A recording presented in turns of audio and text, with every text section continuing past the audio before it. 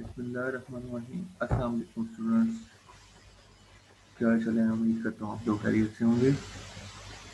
तो आज जो चीज़ हम पढ़ने वाले हैं वो है HTML स्टाइल CSS।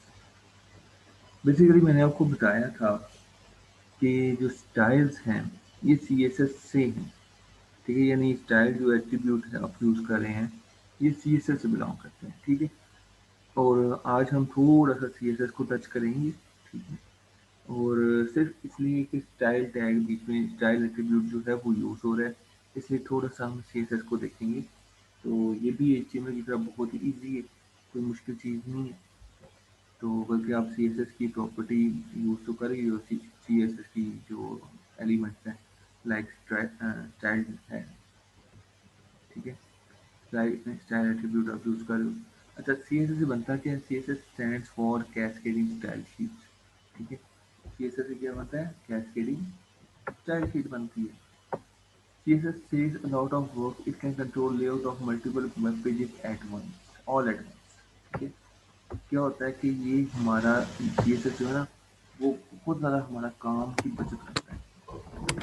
ये हमारी मल्टीपल वेब पेजेस जो हैं उनकी जो लेआउट है उसको कंट्रोल कर सकता है एक साथ, ठीक है। अब एक साथ से क्या मुराद है? मीन्स के जैसे अभी आप देख रहे हो कि हर एलिमेंट के लिए, अब मैं आपको एक बात बताने वाला हूँ। हर एलिमेंट के लिए आप स्टाइल टैग यूज़ कर रहे हो, ठीक है। हर एलिमेंट के लिए आप क्या कर रहे हो? स्टाइल टैग, यानी कि पैराग्राफ आपने यूज़ किया उसके अंदर लिखा हुआ कि पैराग्राफ जो है वो उसमें स्टाइल टैग यूज़ किया और उसमें लिखा कि जो इसका टेक्स्ट कलर है वो ब्लू हो, ठीक है। फर्ज करें आपने ये लिख दिया। अगर फर्ज करें इसके बाद जो नेक्स्ट पैराग्राफ है उसको भी आपने ब्लू ही करना है, तो फिर दोबारा से आपको स्टाइल एट्रीब्यूट लिखना पड़ेगा, उसकी वही प्रॉपर्टी दोबारा लिखनी पड़ेगी, या फिर ज़्यादातर आप कॉपी पेस्ट कर लोगे। फिर इसी तरह से ये चीज़ें बार बार आपको यूज़ करनी पड़े तो आपको लिख कर यूज़ करनी पड़ेंगी। मतलब कि स्टाइल एट्रीब्यूट आपको बार बार लिखना पड़ेगा, ठीक है। तो CSS क्या करते हैं? CSS के अंदर एक ऑप्शन ये भी होती है कि आप सेपरेट CSS की फाइल क्रिएट कर सकते हो जो स्टाइलिंग पर्पस के लिए यूज़ हो रही हो। तो अब एक बार वो फाइल बनाओगे और उसको यूज़ करोगे एक वेब पेज में। जब उस वेब पेज में यूज़ करेंगे आप, तो उस वेब पेज की जो लेआउट है वो उसके मुताबिक हो जाएगी। और वही जो फाइल है वो किसी और पेजेस के साथ भी आप यूज़ कर सकते हो। यानी कि काम आसान हो जाता है, आपको दोबारा से बार बार लिखने की जरूरत नहीं पड़ती। जैसे कि अगर फर्ज करें मैंने अभी एग्जांपल दी थी आपको पैराग्राफ की। ये पैराग्राफ जो है वो दो तीन आपने लिखते हैं तो आपको बार बार स्टाइल एट्रीब्यूट यूज़ करते हुए उसको ब्लू कलर में करना पड़ेगा। और अगर ये चीज़ अच्छी नहीं है, अगर एक बार ही मैं बता दूं कि जो पैराग्राफ है वो ब्लू कलर में है, ठीक है, तो आगे जितने भी पैराग्राफ आएंगे वो सारे के सारे ब्लू कलर में ही होंगे। समझ आ गई बात? तो ये आसान है या बार बार लिखना आसान है, ठीक है। तो ये मैंने एक इसका छोटा सा यूज बता दिया आपको, ठीक है। अब आगे हम बात करते हैं next CSS styles and add colours के बारे में, ठीक है। ये क्या कहता है? ये जो हरकतें आप देख रहे हैं, ये चीज़ें जो हैं ये बीच में है, ये बॉर्डर जो है, ये मैनिपुलेट टेक्स्ट कलर्स बॉक्सेस, ये सारी चीज़ें हम इस तरह से कर सकते हैं। अच्छा, इसकी थोड़ी डिटेल देखते हैं। कैसे CSS you can control the colour font and size of text, ठीक है। You can control the color, size and font of a text, the spacing between the elements, ठीक है। स्पेसिंग जो है एलिमेंट्स के दरमियान जो स्पेस होती है ना, मुख्तलिफ एलिमेंट्स यानी पैराग्राफ और हेडिंग, इनके दरमियान जो स्पेसिंग है वो भी आप हेडिंग कंट्रोल कर सकते हो। How elements are position and layout, कि किस तरह से एलिमेंट्स जो हैं उनको किधर किधर रखना है। पोजीशन होता है कि रखना कहाँ पे पेज पे होना चाहिए उनको, और उनकी लेआउट किस तरह की होनी चाहिए, कौन सी बैकग्राउंड इमेजेस होनी चाहिए, बैकग्राउंड कलर्स कौन से होने चाहिए और कौन से यूज होने चाहिए। डिफरेंट डिस्प्ले जो है डिफरेंट डिवाइसेस। अब different display different devices means के लैपटॉप की स्क्रीन हो गई, मोबाइल की स्क्रीन हो गई, ये डिफरेंट डिस्प्लेस हैं। यानी कि आप अगर यही W3 स्कूल वेबसाइट अपने मोबाइल पे खोलते हो तो आपको कुछ और तरह से नज़र आएगी और यही लैपटॉप पे खोलते हो तो इस तरह से जैसे आप देख रहे हो वैसे नज़र आएगी। ठीक है? तो स्क्रीन साइज़ेज़ के हिसाब से डिफरेंट डिस्प्लेज़ होते हैं और ऐसी कई चीज़ें हैं और the word cascading means that the style applied to parent element will also apply to all children elements within the parent। क्या कहता है कैस्केडिंग, क्या कहता है कि जो स्टाइल जो इसके पेरेंट पे अप्लाई हो रहा होता है वो उसके चिल्ड्रन पे भी अप्लाई होता है। ठीक है, with in the parents. So if you set the color of the body text to blue, all heading, paragraph and other elements within the body will also the same color unless you specify something else। ठीक है, अगर आप body colour को यानी कि एक major चीज़ है, अगर आप एक टैग के अंदर नेस्टेड टैग यूज़ कर रहे हो तो जो आपने जो पहले टैग यूज़ किया जैसे कि बॉडी टैग है, अगर उसको आप ब्लू कर देते हो उसके टेक्स्ट को तो आपका सारे का सारा टेक्स्ट जो है उसके यानी बॉडी के अंदर आने वाली सारी चीज़ें चाहे वो हेडिंग हो, पैराग्राफ या कुछ और, वो सारे ब्लू हो जाएंगे जब तक कि आप उनको खुद से चेंज नहीं करते।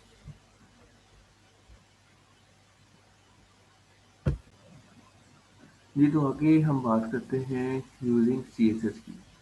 तो CSS can be added to HTML in three ways, यानी कि हम सीएसएस जो है वो एचटीएमएल में ऐड कर सकते हैं तीन मुख्तलिफ तरीकों से। ठीक है, तीन तरीके से। एक होता है inline, inline by using the style attribute inside HTML element, जो करंटली अभी हम लोग पढ़ रहे हैं और करंटली मेरी जो गुज़श्ता वीडियोज़ आई हैं, लेक्चर्स दिए हैं मैंने, उसमें क्या है, ये जो स्टाइल एट्रीब्यूट है हमने वो एचटीएमएल एलिमेंट्स के अंदर यूज़ किए। ठीक है, एचटीएमएल एलिमेंट्स के अंदर यूज़ किए। ठीक है, कैसे यूज़ किया है, लाइक ये देख रहे हैं, मैं एक पेज आपको निकाल के दिखा देता हूँ जस्ट फॉर आप लोगों के लिए ना। ये देखें, यहाँ पे बॉडी को मैंने बैकग्राउंड कलर दिया हुआ है पाउडर ब्लू का। ठीक है, ये जो style tag style attribute use किया है, ठीक है, ये बेसिकली क्या है, सीएसएस की प्रॉपर्टीज है। ठीक है, तो ये जो स्टाइल है हमने ये सारे जो यूज़ किया ये हम क्या करते हैं, ये सिर्फ जिस पे हम लगाएंगे ना, जिस एलिमेंट एचटीएमएल एलिमेंट पर लगाएंगे सिर्फ उसी पे लगेगा, बाकी किसी पे नहीं। अब देखें यहाँ पे मैंने बॉडी कलर ये दिए, बैकग्राउंड कलर ये दिए पाउडर ब्लू, तो ये सिर्फ बॉडी पे लग रहा है पूरा। समझ आ गई बात, पूरी की पूरी बॉडी पे लग रहा है। अगर मैं H1 के लिए देता हूँ बैकग्राउंड कलर पाउडर ब्लू तो सिर्फ वहाँ पे ही लगेगा, जैसे आप देख सकते हो यहाँ पे।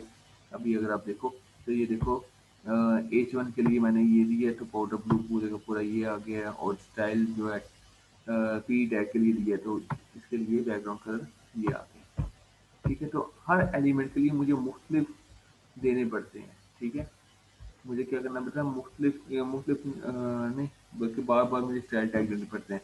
तो ऐसे एट्रीब्यूट को यानी जिसमें हम यानी कि ऐसे एलिमेंट्स जिसमें हम बार बार स्टाइल एट्रीब्यूट एचटीएमएल का ये सीएसएस का दें तो उसे क्या बोलेंगे, हम उसे इनलाइन बोलेंगे। क्या बोलेंगे, इनलाइन। कि ये जो सीएसएस है वो इनलाइन है। ठीक है, और इसकी सबसे ज़्यादा हाई प्रायोरिटी होती है, सबसे ज़्यादा हाईएस्ट प्रायोरिटी होती है। ठीक है, ये जो इनलाइन सीएसएस प्रॉपर्टी है, ठीक है, ये क्या होता है कि इंडिविजुअल एचटीएमएल एलिमेंट्स जो हैं उनके अंदर स्टाइल एट्रीब्यूट के थ्रू लगती है, और ये सीएसएस को ऐड करने के तीन तरीकों में से एक तरीका है। ठीक है, इसके बाद आता है इंटरनल। इंटरनल में क्या होता है कि स्टाइल टैग बकायदा यूज होता है। ठीक है, टैग बना दिया इसका, पूरा एलिमेंट है ये बन गया। ठीक है, ये यहाँ पे क्या था, एट्रीब्यूट था। ठीक है, क्योंकि ये ऑलरेडी एचटीएमएल एलिमेंट्स के अंदर यूज हो रहा है इसलिए हम इसको एलिमेंट यहाँ पे नहीं बोलते, यहाँ पे हम एट्रीब्यूट बोलते हैं।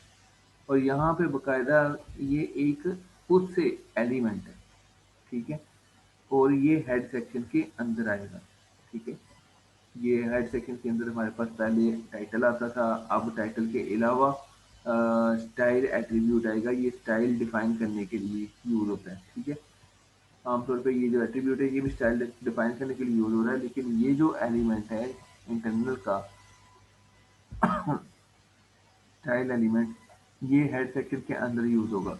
और फिर एक्सटर्नल जो है, उसके लिए क्या है, एक्सटर्नल में क्या होता है, by using a link element to link the external CSS file. क्या होता है कि एक सेपरेट सीएसएस फाइल बन जाती है, जो मैंने अभी इस लेक्चर के शुरू में बात की है।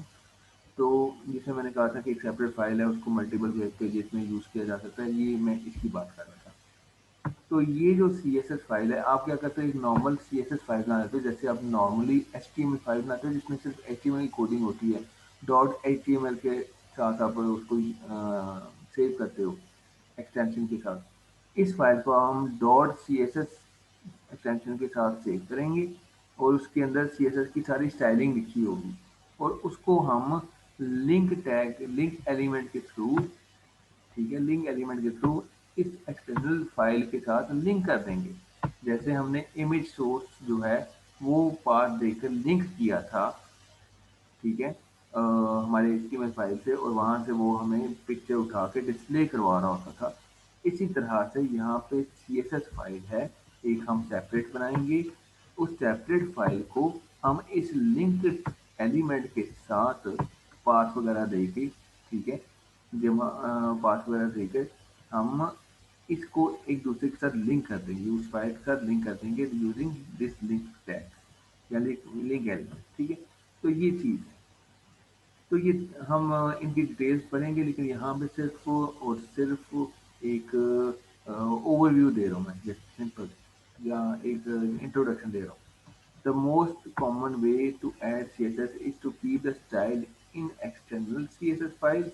However, in this tutorial, we will use inline and internal style sheet because this is easier to demonstrate and easy for you to try it your browser. वो कहता है कि नॉर्मली जो कॉमन वे है किसी भी सीएसएस को ऐड करने का आपके प्रोजेक्ट के अंदर, वो है कि आप एक्सटर्नल सीएसएस फाइल को यूज़ करो। इसको यूज़ करो, एक्सटर्नल सीएसएस फाइल बनाना सीखो, उसको यूज़ करो, क्योंकि वो मल्टीपल वेब पेजेस में भी यूज़ हो सकती है। यानी एक फाइल आपने स्टाइलिंग की बना लेनी है और उसको मल्टीपल पेजेस में यूज़ करोगे, तो वही सेम स्टाइलिंग जो है मल्टीपल पेजेस में यूज़ होगी, आपको बार बार काम करने से बच जाओगे, ठीक है। लेकिन वो यहाँ पे कहता है कि टॉव इट ब्राउज़र है, और ये चूँकि ट्यूटोरियल है, तो इसलिए हमारे लिए ईज़ी है कि आप इंटरनल और इनलाइन को ही यूज़ कर रहे हैं यहाँ पे ज़्यादातर, ठीक है। तो एक्सटर्नल कैसे बनती है, इस पर जब हम बकायदा से इस जब शुरू करेंगे तो मैं आपको बता दूंगा, उसकी टेंशन नहीं लेनी। हम बात करेंगे अभी डिटेल में थोड़ा इनलाइन के बारे में। इनलाइन के बारे में मैं ऑलरेडी काफ़ी ज़्यादा बता चुका हूँ, ये मेरे पिछले लेक्चर भी इनलाइन के बारे में थे। इनलाइन सीएसएस के बारे में, जिसमें हम स्टाइल एट्रीब्यूट को यूज़ कर रहे हैं, ये बेसिकली इनलाइन सीएसएस कहलाती है, ठीक है। Inline CSS is apply a unique style to a single HTML element. वो क्या कह रहा है कि सिंगल HTML एलिमेंट को ये यूनिक स्टाइल देती है। इसके स्टाइल टैग के थ्रू, जो भी स्टाइल एट्रीब्यूट के थ्रू आप जो मर्जी दो, जो मर्जी बताओ, और एक से ज़्यादा मल्टीपल चीज़ें भी दे सकते हो आप। जरूरी नहीं कि स्टाइल के अंदर एक ही चीज़ है, मल्टीपल भी कर सकते हो आप। जैसे पैराग्राफ को आपने ब्लू करना है, फॉन्ट फैमिली को आपने चेंज करना है, और फॉन्ट साइज भी आपने इंक्रीज करना है, तो ये तीनों काम एक लाइन के अंदर स्टाइल एट्रीब्यूट के अंदर कर सकते हो आप, ठीक है। वो कोई इशू नहीं है। अच्छा, inline CSS uses style attribute of HTML. क्या होता है कि जो इनलाइन सीएसएस है ना, वो स्टाइल एट्रीब्यूट यूज करती है एचटीएमएल एलिमेंट के अंदर, ठीक है। The following example set the text color of H1 element to blue and text color of B element to red. ठीक है।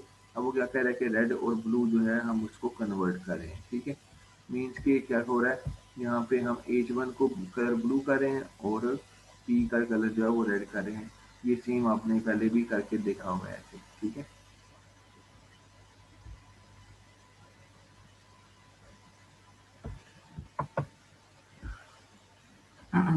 इस चीज़ की प्रैक्टिस आपने पहले भी की है, और ये मैं पहले भी आपको बता चुका हूँ, इसलिए ज़्यादा डिटेल में मैं नहीं जाऊँगा। लेकिन थोड़ा सा मैं ज़रूर बताना चाहूँ कि एक ये प्रॉपर्टी है सीएसएस की, ठीक है।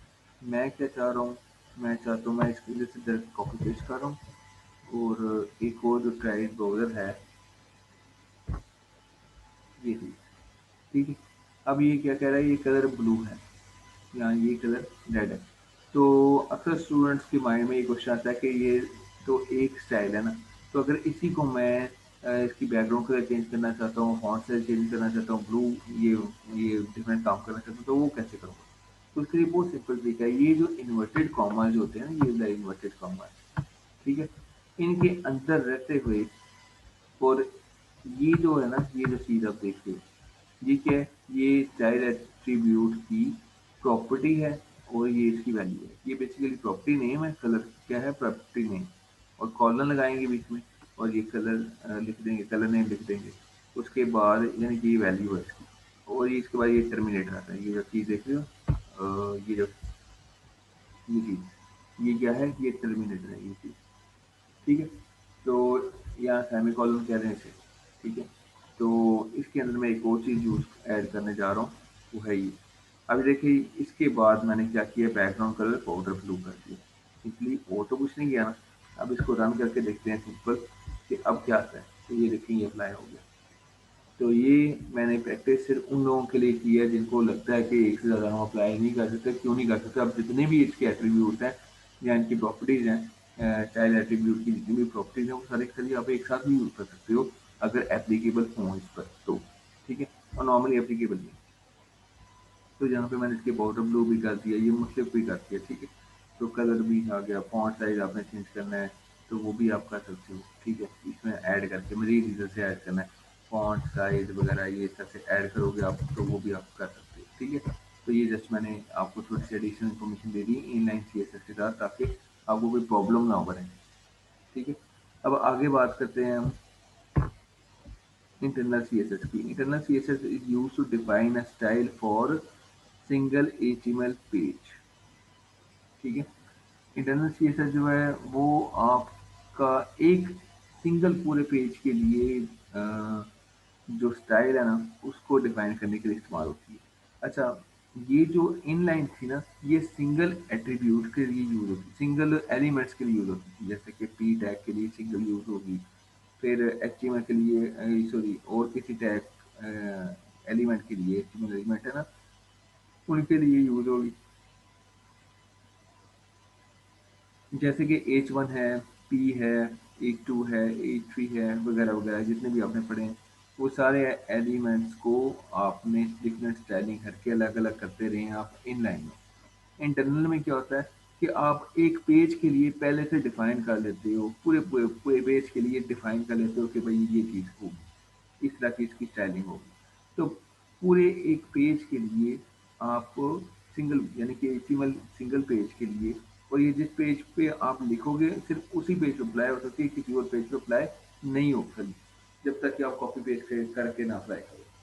तो इंटरनल स्टाइल शीट जो है is used to define a style for a single web page या सिंगल एचटीएमएल पेज।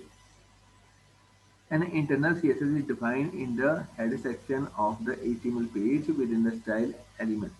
अब क्या हो रहा है, वो कह रहा है कि भाई जो HTML पेज है ना जो आप बना रहे हो उसका जो हेड सेक्शन है उसके अंदर आपने स्टाइल एलिमेंट को के थ्रू उसकी स्टाइलिंग करनी है, ठीक है?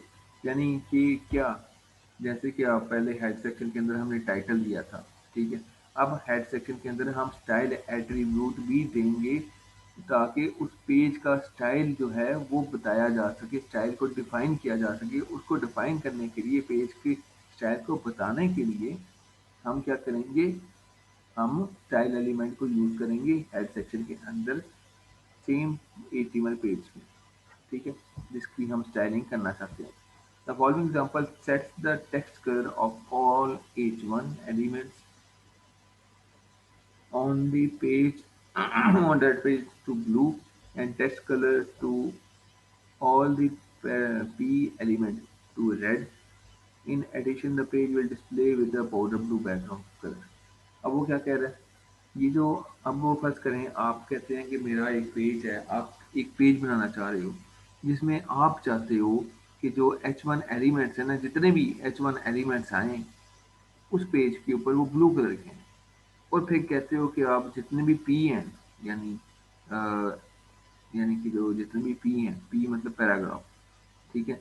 जितने भी पी एलिमेंट्स हैं पैराग्राफ के एलिमेंट्स हैं वो सारे रेड में आए और इसके अलावा आप चाहते हो कि बैकग्राउंड कलर जो है वो पाउडर ब्लू हो। तो ये 3 चीज़ें आप एक पेज के लिए डिफ़ाइन करना चाहते हो।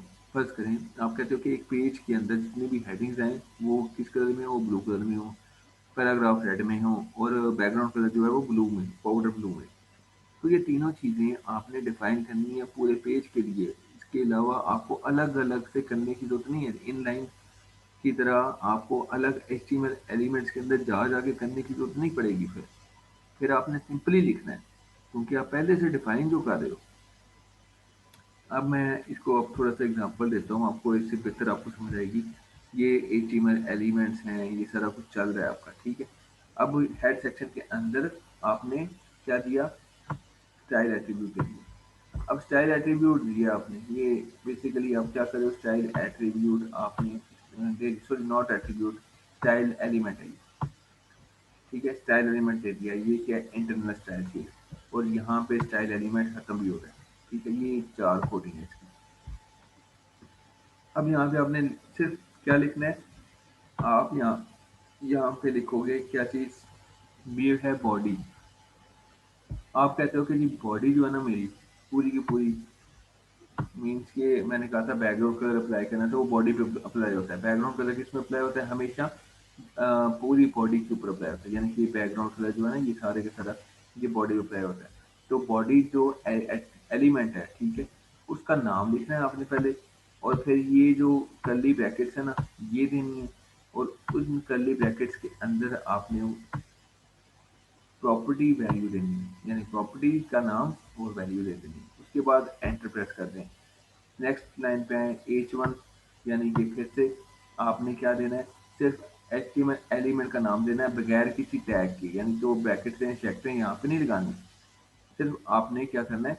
ये H1 दे देना है और स्पेस डाल के कलर ब्लू कर दिया। फिर पी टैग दे दिया, पी एचटीएमएल एलिमेंट का नाम दिया, फिर स्पेस दी, कर्ली ब्रैकेट्स में यूज़ किया कलर, यानी कि प्रॉपर्टी नेम और वैल्यूज़ की, ठीक है? वो लिखी आपने ये सारी, और साथ ही ये बंद कर दी। यानी कि 3 चीज़ें यहाँ पे ये बन गई। आप यहाँ पे यहाँ तक ना, इधर से इधर तक ये आपकी इंटरनल स्टाइल शीट बन गई, ठीक है? अब क्या होगा कि आप जितनी बार H1 यूज़ करोगे वो ब्लू में आएगा, जितनी बार P यूज़ करोगे वो रेड में आएगा, और जितनी बार बॉडी कलर यूज़ करोगे वो भी पाउडर ब्लू में आएगा।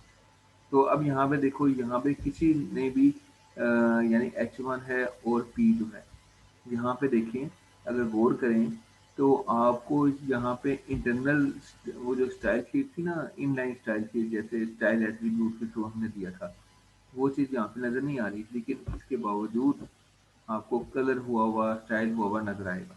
अब ये देखो, मैंने H1 का कलर यहाँ पे डिफाइन नहीं किया बॉडी के अंदर ना, देखो बॉडी टैग के अंदर हमने कुछ डिफाइन नहीं किया, ना ही बॉडी के टैग या ना ही पैराग्राफ के अंदर मैंने उसको कहा है कि रेड कलर यहाँ पे, लेकिन ये सब कुछ मैंने कह दिया है कहाँ पे? इंटरनल स्टाइल शीट के अंदर, यानी कि इस स्टाइल एलिमेंट के अंदर मैंने इस तरह कुछ डिफाइन कर दिया कि भाई मेरी बॉडी जो है ये पाउडर ब्लू कलर की होनी चाहिए। फर्ज करो मैंने ये बॉडी खत्म कर दी, ठीक है?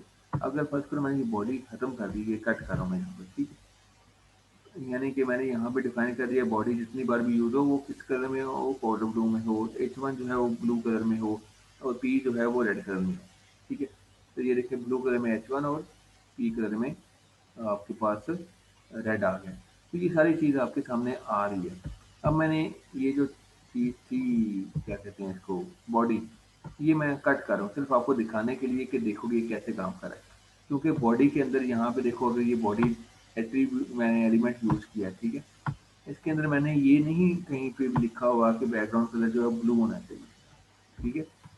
तो लेकिन यहाँ पे मैंने ज़रूर लिख लिया, मैं स्टाइल एट्रीब्यूट के अंदर अगर फर्स्ट करो मैंने यहाँ पे खत्म कर देता हूँ, ठीक है? ये मैंने क्या किया? खत्म कर दिया, और अब रन करता हूँ तो देखो बॉडी आपकी नॉर्मल आई है जैसे पहले आती थी, बगैर किसी कलर के। समझ आ गई? बगैर किसी कलर के। तो बॉडी पहले हम कैसे बैकग्राउंड कलर दिया करते थे? बॉडी के अंदर हमने डिफरेंट यानी स्टाइल एट्रीब्यूट लगा दिया, जैसे कि लाइक दिस। मैंने इसको चेंज करता हूँ ना थोड़ा सा आपको दिखाने के लिए, स्टाइल एट्रीब्यूट लगा देते थे पहले हम, और यहाँ पे ये दे देते थे इन्वर्टेड कॉमा ऐसे करके, तरह से किया करते थे हम, और ये कर्ली ब्रैकेट्स यहाँ पे आती हैं। अब देखो मैंने ये चीज़ नहीं की, अब ये देखें तो ये लग गई यहाँ, समझ आ गई बात। लेकिन ये काम हम अब दोबारा इन लाइन में नहीं करेंगे। क्या नहीं करेंगे, इन लाइन में हमने अब ये काम नहीं करना, क्योंकि मैंने यहाँ पे बॉडी का सारा कुछ दे दिया था ऑलरेडी। अब जब ये बॉडी का दिया हुआ है तो मुझे यहाँ पे अलग से देने की जरूरत नहीं है, जब तक कि मैं कुछ और चेंज ना कर दूँ। ठीक है, समझ आ गई बात। मैं चीज़ों को कॉम्प्लिकेट नहीं करना चाह रहा, लेकिन मैं आपको ओवरऑल थोड़ा डिफरेंट एक्सपेरिमेंट्स करके बता रहा हूँ कि देखें ये इस तरह से वर्क कर रहा है, इस तरह से ये काम कर रहा है। ठीक है, तो ये जो बॉडी है, मैंने बताने का मकसद ये है कि स्टाइल एलिमेंट्स के अंदर हम स्टाइलिंग कर रहे हैं। ठीक है, इसलिए अलग से स्टाइल यहाँ पे देने की ज़रूरत नहीं है, जो हम पहले इनलाइन में करते थे। इनलाइन में फ़र्क ये है, अगर यहाँ पे हम करते हैं ना तो वो इनलाइन स्टाइल शीट बन जाएगी। ठीक है, वो इनलाइन सी एस एस बन जाएगी। ये हम यूज़ करें internal C S S. Internal C S S जो है वो पूरे पेज पे अप्लाई होता है। जैसे कि फर्स्ट करो, मैं एक बार और ये पैराग्राफ देता हूँ यहाँ पे। ठीक है, मैंने ये पैराग्राफ दिया और यहाँ पे मैंने लिख दिया ऐसे, दिस इज तो पैराग्राफ। ठीक है, तो ये भी देखिए, ये भी रेड पे आ गया। अब मुझे कोई ज़रूरत ही नहीं है कि मैं बार-बार स्टाइल टैग इसके स्टाइल एट्रीब्यूट जो है वो इसके अंदर पी के अंदर यूज़ करूँ, क्योंकि मैंने एक बार बता दिया उसको पहले से ही कि भाई जितने भी पी आएँगे मेरे पास वो रेड कलर में होंगे। इस तरह से मैं एक और चीज़ आप लोगों के वो लिख देता हूँ, H2। ठीक है, मैं बल्कि ऐसे इसको कॉपी कर लेता हूँ। ठीक है, मैं कहता हूँ अभी यहाँ पे H2 लेता हूँ। अभी मैं ना एक ये देखिएगा,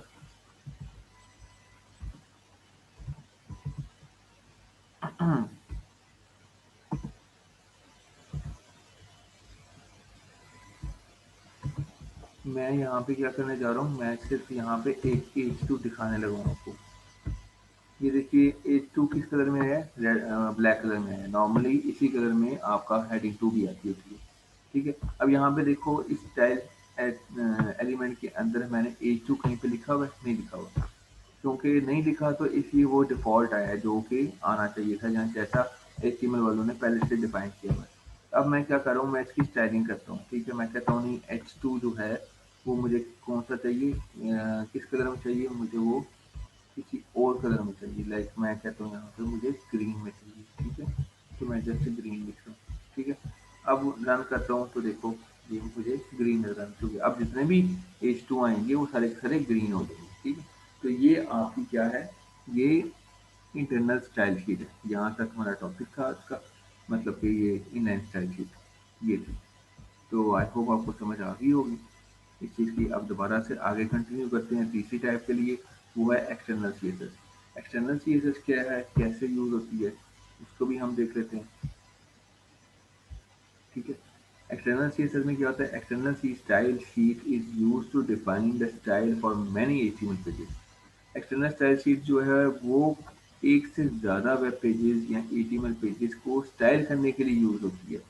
ठीक है, to use the external style sheet, add the add a link to it in the head section of each HTML page. कि अब करना क्या है, आपने आपने एक बार एक बार एफर्ट करनी है और एक ही बार में आपने स्टाइल शीट बना देनी है, यानी कि एक सेपरेट फाइल बनानी है जिसके अंदर आपने स्टाइल लिख देना है कि ये स्टाइल होगा। ठीक है, जैसे आपने इंटरनल के लिए लिखा है ना, वैसे ही आप एक्सटर्नल के लिए भी लिखोगे, और लेकिन उसकी फ़र्क ये है कि एक सेपरेट फाइल बन जाएगी जिसको हम CSS फाइल बोलते हैं। ठीक है, उस फाइल को हम लिंक टैग के थ्रू हर HTML पेज में लिंक करेंगे तो वो यूज़ हो सकता है। ठीक है, मतलब कि बेसिकली एक्सटर्नल CSS जो है वो किस लिए यूज़ होती है, वो आपकी स्टाइलिंग के लिए यूज़ होती है और एक से ज़्यादा HTML पेजेस के लिए एप्लीकेबल है। यानी एक से ज़्यादा HTML पेजेस पर हम सेम स्टाइल यूज़ कर सकते हैं, हमें बार-बार लिखने की ज़रूरत नहीं है। ठीक है, तो इसके लिए करना क्या है, हमें एक सेपरेट CSS फाइल बनानी होती है और उसके अंदर स्टाइल लिख देना है, और उस स्टाइल को हम यूज़ करते हैं लिंक टैग के थ्रू, यानी कि लिंक करते हैं अपनी HTML पेज के साथ, लिंक कर देते हैं। और ये लिंक कहाँ भी करते हैं, हेड सेक्शन के अंदर लिंक करते हैं, और लिंक एलिमेंट यूज़ होता है इसके लिए और उसके अंदर हम यूज़ कर रहे होते हैं। ठीक है? अब ये देखिए एचटीएमएल है, इसकी एग्ज़ाम्पल बता रहा हूँ मैं, ठीक है? तो डॉग टाइप एचटीएमएल है, हेड सेक्शन है। अब ये देखें लिंक एलिमेंट यूज़ हुआ है। जब भी लिंक का यूज़ हो, आपने समझ जाना है कि एक्सटर्नल स्टाइल शीट की बात हो रही है। जब भी लिंक एलिमेंट के अलावा स्टाइल एलिमेंट यूज़ हो, तो समझ जाना कि इंटरनल स्टाइल शीट यूज़ हो रही है। और जब इंडिविजुअल एचटीएमएल एलिमेंट्स के अंदर जैसे कि H1, H2, H3, P tag P elements जो हैं, इनके अंदर आप स्टाइल यूज़ करते हो या स्टाइल एट्रीब्यूट यूज़ करते हो, तो समझ जाना कि ये इनलाइन है, ठीक है? और सबसे ज़्यादा हाईएस्ट प्रायोरिटी इनलाइन की होती है, ये भी बता दूँ आपको। तो अभी यहाँ पे क्या है कि लिंक यूज़ हो रहा है, ठीक है? क्या हो रहा है? लिंक। अब ये क्या है कि ये एक लिंक है एलिमेंट और इस स्टार्टिंग एलिमेंट के अंदर ही, ठीक है? ये क्या है? एक ही टैग है, सिंगल। और इसी के अंदर आपने रेल का एट्रीब्यूट है वो यूज़ करना है, ठीक है? रेल का rel equal to style sheet, ठीक है? ये चीज़ आपने ये इसको एज इट इज़ लिखना है, स्टाइल शीट। यानी कि ये बता रहा है टाइप कौन सी है बेसिकली। आप जिस चीज़ को लिंक करवा रहे हो वो उसकी टाइप क्या है, वो स्टाइल शीट है basically. Rel equal to style sheet. और href ये क्या है, ये बेसिकली सोर्स देने के लिए, पाथ देने के लिए यूज होता है, ठीक है? या फाइल का नाम भी देना पड़ता है इसमें, और मुकायदा एक पाथ देना पड़ता है कि वो फाइल एग्जैक्टली कहाँ पे पड़ी हुई है। अगर सेम डायरेक्टरी में पड़ी हुई है तो आप style C dot C S S, यानी कि जो भी फाइल का नाम आपने रखा हुआ है वो, और डॉट सी एस एस ये आपने लाजमी लगाना है, इतना हिस्सा लाजमी लगाना है। बाकी यहाँ पे कुछ भी हो सकता है, कुछ भी, कोई भी नाम आप अपनी मर्जी का रख सकते हो। जो भी फाइल का नाम रखा होगा आपने, जिस नाम की आपने फाइल बनाई होगी वो ही यहाँ पे नाम आएगा। और अगर कहीं किसी और पाथ में पड़ी है तो पूरे का पूरा पाथ आएगा, ठीक है? तो ये चीज़ आपके पास सामने आ गई। और इस तरह से ये लिंक होगी और उसके बाद सिंपली आप लोग अपना काम करें। नॉर्मली बेफिक्र होके अपने H1 यूज़ करें, P यूज़ करें, टेबल यूज़ करें, वट जो भी मतलब यूज़ करना है आपने, उसकी फॉर्मेटिंग करें वगैरह वगैरह, सारा कुछ कर सकते हैं आप, ठीक है? तो अब यहाँ पे देखें अगर, तो यहाँ पे आपने देख सकते हो कहीं पे भी लिखा हुआ नज़र आ रहा है कि जी बैकग्राउंड कलर आपने पाउडर ब्लू करना है, H1 जो है वो हेडिंग करनी है, H1 हेडिंग जो है वो ब्लू करनी है, और पैराग्राफ को आपने क्या करना है, कहाँ पे करना है, रेड कलर में करना है। लेकिन मुझे यहाँ तक ढूंढ के बताओ कहाँ पे लिखा हुआ है ये सारा कुछ लिखा हुआ है इस जगह पे, इस फाइल में, ठीक है? कहाँ पे लिखा हुआ है? इस फाइल में। लेकिन ये फाइल आपको इम्प्लीमेंटेशन में यहाँ पे नज़र नहीं आ रही, सिर्फ ये लिंक दिया हुआ है आपने, और ये लिंक हो गई है इसलिए आपको ये नज़र आ रहा है। अगर मैं ये लिंक हटा देता हूँ, लेट्स सपोज ये मैंने हटा दिया, अब देखो ये नॉर्मल हो गया। और अब अगर मैं लिंक हेड सेक्शन के अंदर दोबारा वापस डालता हूँ और रन करता हूँ, तो ये देखो ये दोबारा से अप्लाई हो गया। तो ये बेसिकली हम देखना चाहते हैं। अब मैं दिखाऊंगा आपको कि styles dot C S S के अंदर क्या पड़ा हुआ है, उसको ओपन करके दिखाता हूँ। तो वो ओपन कैसे होगी, नॉर्मली आपने बनानी होती है वैसे, ठीक है? लेकिन ये ट्यूटोरियल है तो इसलिए इसने दी हुई है बीच में। External style sheet can be written in any text editor. The file must not contain any HTML code and must be saved with XCSS extension. क्या होता है कि फाइल के अंदर हरगिज HTML का कोड नहीं होना चाहिए, कुछ भी नहीं होना चाहिए सिवाय CSS के कोड के। तो इसके अलावा वो CSS एक्सटेंशन के साथ सेव होनी चाहिए, इससे से वो डॉट CSS एक्सटेंशन। मैं अभी आपको ना ये नोटपैड में डेमो भी करके दूंगा। तो styles dot C S S, ठीक है? पहले ये समझ लेते हैं फिर करते हैं। तो style dot C S S की बात है तो उसमें उसने लिखा कि बॉडी सेम उसी तरह जैसे हमने इंटरनल स्टाइल शीट में दिया ना, सेम वैसे ही देना। अपनी बॉडी है, ठीक है? और बैकग्राउंड कलर दिया पाउडर ब्लू, ठीक है? ये भी कर लिया आपने। इसके अलावा आप और भी ये एंटर करके ना मजीद भी चीज़ें आप डाल सकते हो। इसके लिए क्या कर सकते हो, मजीद भी बॉडी के अंदर जो भी आप चेंजेस करना चाहते हो, आप टेक्स्ट साइज इंक्रीज करना चाहते हो, फॉन्ट साइज इंक्रीज करना चाहते हो, फॉन्ट फैमिली इंक्रीज करना चाहते हो, फॉन्ट का कलर चेंज करना चाहते हो, तो ये सारी चीज़ें आप बॉडी टैग के अंदर भी कर सकते हैं बार बार। वो क्या होगा कि वो बॉडी के लिए होगा। अब ये क्या है, ये बॉडी है, बॉडी के लिए ये कर्ली ब्रैकेट शुरू हुई है। अब बॉडी का काम इतना ही है। बॉडी की कितनी चीज़ें हैं, तो हमने बताया हुआ है कि बॉडी में से बैकग्राउंड कलर जो है वो पाउडर ब्लू करते हैं, बस इसके अलावा सब कुछ डिफ़ॉल्ट रहेगा, सिवाय उसके जो चीज़ें हम यहाँ पे डालते जाएँ। जैसे कि मैं फ़ॉन्ट का साइज़ जो है वो डिक्रीज़ करता हूँ या इंक्रीज़ करता हूँ, तो वो मैं यहाँ पे लिख देता हूँ, तो वो पूरी बॉडी पे अप्लाई होगा। ठीक है? अभी यहाँ पे क्या होगा, पूरी बॉडी पे पाउडर ब्लू आ जाएगा, सिर्फ़ इतना। फिर H1 का बॉडी ये है, मीन्स कि ये जो बॉडी टैग है ना आप देख रहे हो, ठीक है? और ये जो कर्ली ब्रैकेट्स देख रहे हो, ये कर्ली ब्रैकेट्स के अंदर रहते हुए आपने बाकी प्रॉपर्टी और वैल्यूज़ लिख देनी है, जो भी अगर आप चाहते हो। अगर आप मज़ीद ऐड करना चाहते हो तो वो भी आप ऐड कर सकते हो, ठीक है? तो इसका क्या मतलब होता है इन कर्ली ब्रैकेट्स का? इन कर्ली ब्रैकेट्स का मतलब होता है कि इस ये चीज़ें दीज़ ये पूरे का पूरा जो कंटेंट है ना ये सारा, this belong to this body, ठीक है? इसी तरह से this belong to H1 and this all code belong to P, ठीक है?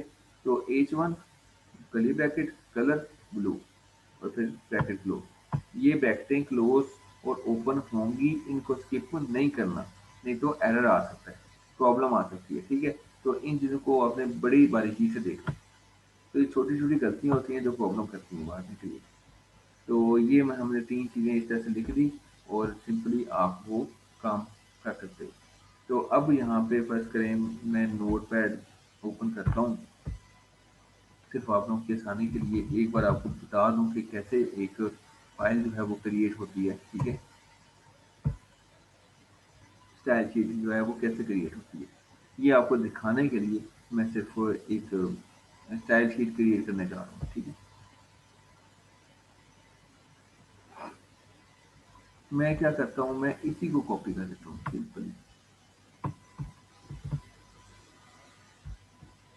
मैंने इसी को कॉपी किया और यहाँ पे पेस्ट कर दिया। अब यहाँ पे देखिए बॉडी ये सारा कुछ वैसे आ गया। इसमें कोई एचटीएमएल का कोड नहीं है अभी, ठीक है? सेव करते हैं।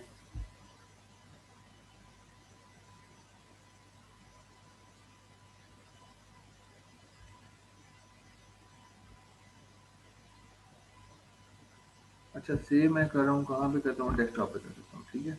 डेस्कटॉप पे सेम जगह पे। अब डेस्कटॉप पे मैं करता हूँ सेव, ठीक है? तो क्या है यहाँ पे मैंने अब नाम देना है अपनी CSS फाइल का, कोई भी नाम दे सकते हो अपनी CSS फाइल का, बस आपने एक्सटेंशन जरूर देनी है उसके साथ। तो मैं सैंपल का नाम देता हूँ, सैंपल डॉट CSS, ठीक है? तो वो मैं यहाँ पे रखूँगा। अब ये सैंपल डॉट CSS के नाम पे आ गई फाइल, और देखिए इसकी कलरिंग भी चेंज होगी। अब मैं एक नई फाइल ओपन करता हूँ जिसमें मैं HTML का कोड लिखा हो, ठीक है? तो कोड भी मैं यहीं से उठा लेता हूँ फॉर टाइम सेव हो जाएगा। यही चीज़ एज इट इज़ यहाँ पे, और इसको भी मैंने सेव करना है, ठीक है? तो सेव करना है तो इसको मैं ये चूँकि मेरी HTML है ना बेसिकली, ये HTML का वेब पेज है, तो मैं यहाँ पे यूज़ करता हूँ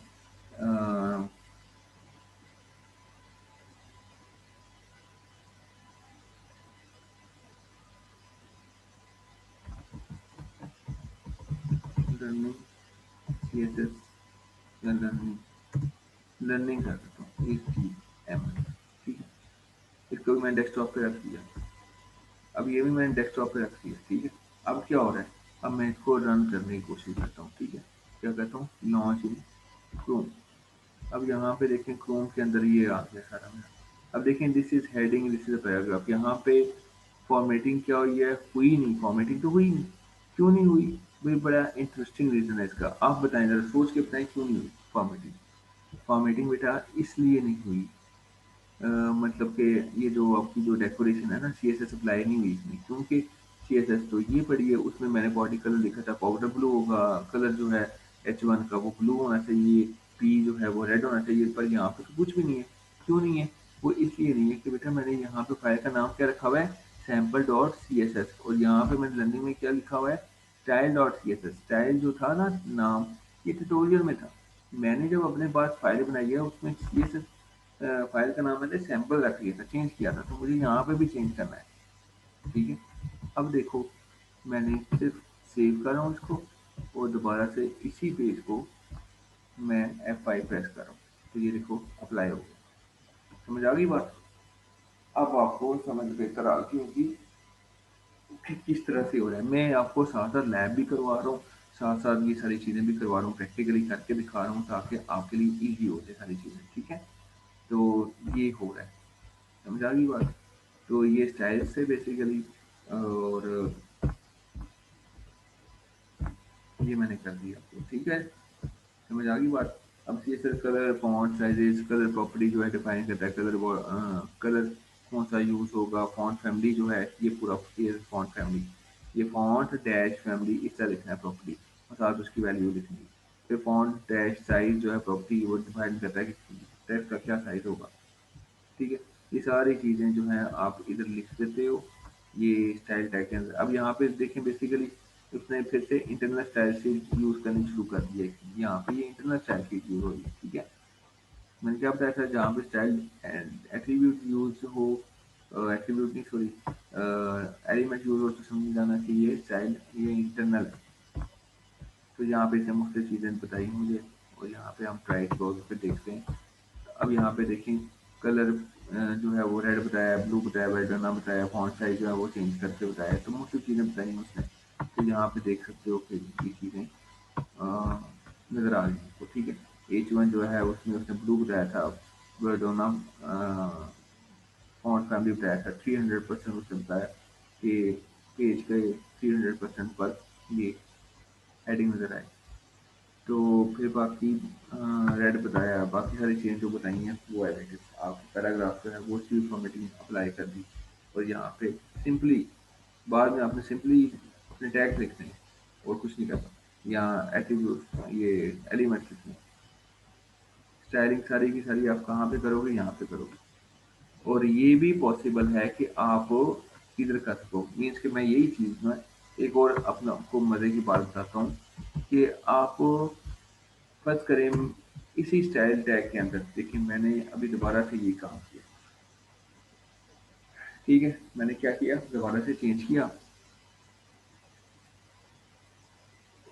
चेंज नहीं किया, दोबारा से मैंने H1 यहाँ पे लिखा है, तो दो मेरे पास H1 की हेडिंग आ रही है। अब फर्ज करो आप चाहते हो कि नहीं H1 मैं चाहता हूँ यहाँ पे ये थोड़ा सा चेंज नजर आए, तो उसके लिए आप क्या करोगे, ऐसा मुमकिन है कि आप इंटरनल स्टाइल शीट यूज करते हुए इन लाइन को भी बीच में यूज कर सकते हो। यानी कि मैं अगर यहाँ पे स्टाइल एट्रीब्यूट अलग से दे देता हूँ, ठीक है, लिखा और दे दिया, और मैं कहता हूँ मुझे ये ब्लू नहीं चाहिए, ये क्या है, ये ब्लू है, तो मुझे फिल वक्त सिर्फ ये इंडिविजुअल जो है वो ब्लू नहीं चाहिए, तो मैं उसको इन लाइन स्टाइल शीट के थ्रू चेंज भी कर सकता हूँ। तो यहाँ पे क्या था, कलर ब्लू था, तो मैं क्या करता हूँ, मैं कलर यहाँ पे रेड करता हूँ, यहाँ ग्रीन करता हूँ, ग्रीन कर देता हूँ, ग्रीन ग्रीन, पाकिस्तान ग्रीन। ठीक है, तो मैंने ग्रीन कर दिया। अब देखें, अब बताएं मैंने यहाँ पे H1 तो लिखा हुआ है ये चीज़, अब दोबारा से मैं ये H1 अप्लाई करता हूँ। ठीक है, मैं सपोज और फिर रन करता हूँ, तो ये दोबारा फिर से वही आ गए, क्यों आया दोबारा। अब देखें ये जो पहला H1 है ना, ये इसलिए ब्लू आया है क्योंकि मैंने यहाँ पे H1 के बारे में सारा डिफाइन किया हुआ कि ये स्टाइल होगा। ठीक है, अब देखें दूसरा जो H1 मैंने दिया है उसमें मैंने इनलाइन स्टाइल शीट यूज़ किया है, इनलाइन स्टाइल शीट में यूज़ करके मैंने उसका कलर चेंज कर दिया, बाकी प्रॉपर्टीज सारी ये वाली अप्लाई हो जाती हैं इस पर। ठीक है, वो चीज़ें खत्म नहीं हुई, लेकिन कलर को मैंने क्या किया, ओवर राइड कर दिया, यानी इनलाइन स्टाइल शीट जो है उसकी प्रायोरिटी सबसे ज़्यादा होती है, इसलिए वो इंटरनल को भी ख़त्म कर देती है और एक्सटर्नल को भी क्रॉस कर देती है।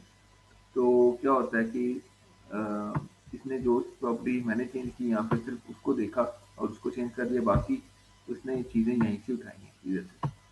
ठीक है, अब जब दोबारा मैंने H1 दिया है तो उसमें मैंने सिंपल H1 लिखा है, उसकी स्टाइल से मैंने चेंज नहीं किया, ना ही स्टाइल एट्रीब्यूट दिया है, इसलिए वो उसने फिर इसी चीज़ को फॉलो किया। ठीक है, तो इस चीज़ से टेंशन नहीं लेनी, घबराना नहीं। मैंने आपको बताया कि किस तरह से आप मल्टीपल चीज़ों को भी एक जगह पर चेंज कर सकते हो या यूज़ कर सकते हो। ठीक है, तो ये इस तरह से, तो ये हो गया काम। आगे फिर सीएसएस बॉर्डर्स आ जाते हैं कि सीएसएस बॉर्डर्स कैसे अप्लाई होंगे। CSS border property defined a border around the HTML element. ठीक है, एचटीएमएल एलिमेंट के अंदर या एचटीएमएल एलिमेंट के अराउंड अगर आप बॉर्डर यूज करना चाह रहे हो तो कैसे यूज करोगे। You can define a border for nearly all HTML elements, यानी कि आप सारे के सारे एचटीएमएल एलिमेंट्स पर बॉर्डर अप्लाई कर सकते हो। कोई प्रॉब्लम नहीं है इसको। ठीक हो गया। अब यहाँ पे देखें, जैसे पी टैग है, पी एट्रीब्यूट है, तो उसमें आपने बताया कि जी बॉर्डर लगा दें 2 पिक्सल का, सॉलिड है, पाउडर ब्लू है। तो ये 3 चीज़ें हैं मैंने बताई थी पहले भी, कि पहले इसका साइज बॉर्डर का, फिर बॉर्डर का स्टाइल होगा और फिर बॉर्डर का कलर होगा। ठीक है, ये बॉर्डर लगाने का तरीका है। 3 चीज़ें बतानी पड़ती हैं बॉर्डर लगाते हुए। पहले कितने साइज़ का होगा, ठीक है, उसकी मोटाई कितनी होगी। अगर फर्स्ट को मैं यहाँ पे 5 कर देता हूँ तो ये थोड़ा और मोटा हो जाएगा। ठीक है, तो ये डार्क हो गया, बोल्ड हो गया। सॉलिड की जगह पे डॉटेड भी लिख सकते हो और सॉलिड लिख सकते हो, पाउडर ब्लू कलर है उसका, और आगे आप इसको यूज़ कर सकते हो जैसे है। तो ये आपका बॉर्डर हो गया।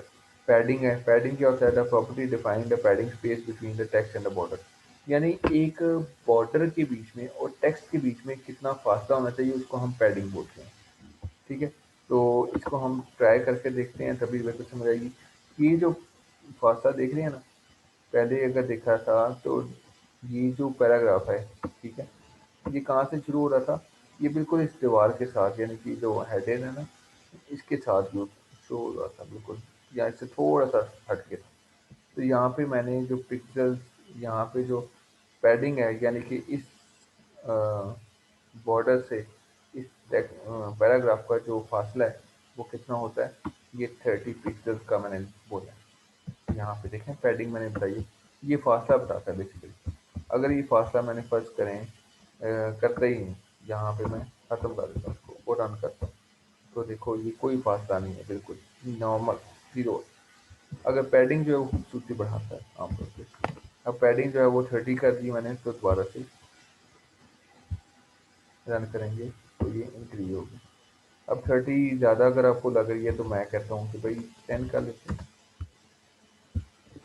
10 करके देख लो तो ये देख लें किस तरह से आ गई आपके पास। समझ आ गई पैडिंग क्या है, दोनों टेक्स्ट के बीच में और इसके जो बीच में जो बाउंड्री है या बॉर्डर है, इसके दरमियान जो फासला है वो है। ठीक है, किसी भी एलिमेंट का हो सकता है। Margins property define the margin space outside the border. क्या हो रहा है कि जो बॉर्डर के आउटसाइड यानी बाहर जो है ना, यानी ये जो बॉर्डर से पीछे का मार्जिन है, उसको बताता है कि किस तरह से कितनी स्पेस होनी चाहिए मार्जिन में। ठीक है, तो वो हम देख लेते हैं कि कितनी होनी चाहिए, किस तरह से होगा। यानी अब ये देखो, ये इस दीवार में और इसमें, अब ये देखो ना, ये देखें नॉर्मली, तो इसमें और इसमें कितना फासला है, थोड़ा सा फासला है बिल्कुल। तो इसमें मैंने मार्जिन नहीं लगाया हुआ, खाली पैडिंग है ये, वो भी इतनी सी। तो इसके अंदर देखो तो मैंने मार्जिन लगाया हुआ है कितना, वो भी 50 पिक्सल का। तो ये देखें, ये एक दूसरे से बॉर्डर से बाहर जो स्पेस है, बॉर्डर के जो बाहर स्पेस है, जो पेज की शुरू में होती है, यानी पेज में और आपके पूरे बॉर्डर में जो बीच की स्पेस है, उसको हम डिफाइन करते हैं मार्जिन मार्जिन से। ठीक है, अब देखें ये मार्जिन मैं ख़त्म करता हूँ यहाँ से, तो फिर रन करता हूँ तो दिखाता हूँ कि ये देखो क्या स्पेस है, कुछ भी डिफ़ॉल्ट स्पेस है। ये स्पेस जो है ना, ये एचटीएमएल की शुरू में आती है और यानी कि बीच में ही होती है, और ये डिफ़ॉल्ट होती है, इसको डिफ़ॉल्ट बोलेंगे। और जैसे ही मैं यहाँ पे दोबारा लिख देता हूँ और 50 पिक्सल अगर फर्स्ट टाइम आपको ज़्यादा लग रहा है तो मैं 20 पिक्सल कर देता हूँ, तो ये देख लो कि थोड़ा सा पीछे हट गया। अगर मैं 100 पिक्सल कर देता हूँ तो और ज़्यादा दूर चला जाएगा। ये देखिए कितना दूर चला गया इसको। तो ये इस तरह से है। ठीक है, आई होप आपको समझ आ गई होगी इस चीज़ की। लिंक टू एक्सटर्नल सीएसएस, ये पूरे का पूरा यूआरएल भी दिया जाता है आमतौर पे, पाथ डायरेक्टेड टू फ्रंट पर पेज। किसी और जगह पे अभी अगर आपकी सीएसएस पड़ी है तो आप उधर से भी लिंक करवा सकते हो। ठीक है, जैसे कि ये जो है पूरे का पूरा पाथ देना होता है, एच आर ई एफ में मैंने आपको पहले बोला कि डायरेक्टली आप उसका नाम भी दे सकते हो, और अगर कहीं और किसी और जगह पे पड़ी है तो उसका पाथ देना पड़ेगा आपको, साथ में नाम भी देना है, ये नाम आपने भूलना नहीं है, ये नाम भी लाजमी देना है। और इसके अलावा ये जो पूरा पाथ है जहाँ पे वो फाइल पड़ी होगी, यहाँ से यहाँ तक, वो भी आपने देना है। ये आपके इंटरनल हार्ड डिस्क के अंदर कोई फाइल का पाथ भी हो सकता है, वो भी मुमकिन है, और बाहर से भी हो सकता है कि आपने कोई उठानी है तो वो भी उठा सकते हो। ठीक है। The example links to a style sheet located in HTML folder on the current web page, यानी कि ये HTML folder के अंदर पड़ा हुआ है, ठीक है, करंट वेबसाइट के अंदर। और ये जो है located in the same folder, यानी कि ये क्या कह रहा है, ये सेम फोल्डर के लिए आप इस तरह से भी यूज़ कर सकते हैं। अगर एक ही फोल्डर के अंदर, फर्ज करो आपने एक फोल्डर लिया, उसके अंदर आपने एचटीएमएल की फाइल बनाई हुई है, उसके अंदर आपने सीएसएस की फाइल बनाई हुई है, उसी के अंदर आपने पिक्चर्स भी लगाई हुई हैं, और उसी के अंदर उसी, और ये सारी चीज़ें जो है ना, और सीएसएस की फाइल भी बनाई हुई है, ये सारी चीज़ें एक ही फोल्डर के अंदर है, तो फिर आपको पाथ देने की जरूरत नहीं, आपने जस्ट नाम देना है। ठीक है। और अगर कहीं और पड़ी है, किसी और जगह पड़ी है, तो फिर आपने इस तरह से देना होता है। ठीक है। करंट वेबसाइट है तो वो जो फ़ोल्डर का नाम देंगे कि जहाँ पे वो पड़ी हुई है, और फ़ोल्डर का नाम देने के बाद स्टाइल, वो फ़ाइल का नाम देंगे टैग पास। और अगर किसी और दुनिया में पड़ी है, मतलब कि किसी और वेबसाइट में पड़ी है, तो उसके लिए आपको ये सब कुछ करना पड़ेगा। ये आज का चैप्टर हमने क्या-क्या पढ़ा है, आज के चैप्टर में हमने स्टाइल पढ़ा, थीम पढ़ा, हेड पढ़ा, कलर्स पढ़े, font family, font size, border, padding, margin, हमने ठीक-ठाक कवर किया इसको, ठीक है? तो आज के जो था वो हमने इतना पढ़ लिया। क्लियर होगी बात? नेक्स्ट हम लिंक्स और एच-लिंक्स हमने वैसे ऑलरेडी देखे हैं, एच इमेजेस, टेबल्स वगैरह देख चुके हैं, ठीक है? आगे। ओके जी, अल्लाह हाफ़िज़ अब तक के लिए।